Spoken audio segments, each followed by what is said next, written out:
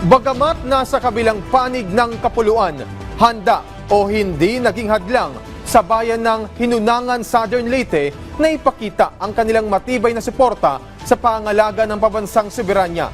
Mula sa kanilang munting bayan, ipinahayag ng mga mamamayan ang kanilang pagkakaisa sa mga hakbang ng pamahalaan upang ipagtanggol ang teritoryo ng Pilipinas sa usapin ng West Philippine Sea.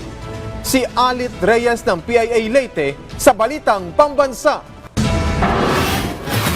Ipinasa ng Sangguniang Bayan ng Hinunangan ng isang resolusyon na sinang-ayunan naman ng kanilang alkalde. Ang naturang resolusyon ay nagpapatibay ng kanilang suporta sa pagtataguyod ng pambansang soberanya at nagpapakita ng suporta sa sandatahang lakas ng Pilipinas sa pagbibigay seguridad ito sa mga teritoryong pandagat ng bansa. Ayon kay Attorney Marian Peled, presiding officer ng Sangguniang Bayan, ang kanilang suporta ay nagmumula sa pag-unawa sa kalagayan ng mga lokal na mangingisda na nanganganib ang kabuhayan dahil sa patuloy na international na alitan sa teritoryo.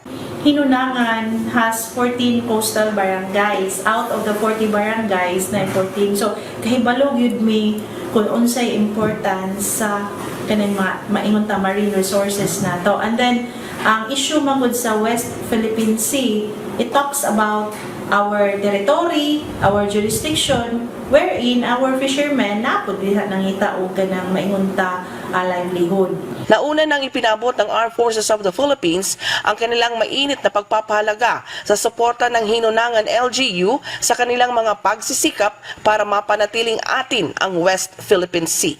Mula sa Philippine Information Agency Leyte, Alit Reyes, Balitang Pambansa.